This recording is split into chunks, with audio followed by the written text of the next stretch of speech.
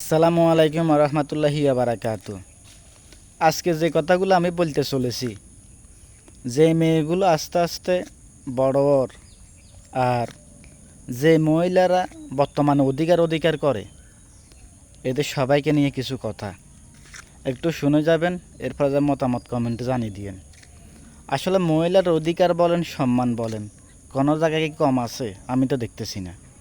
এখন আপনি যদি আপনার কন্ডিশন খারাপ হলে, চলাফেরা খারাপ হলে, কোন জায়গায় কীভাবে ব্যবহার করতে হবে ওইগুলো যদি না জানেন, তা আপনার সম্মান কি থাকবে? আপনি বলেন।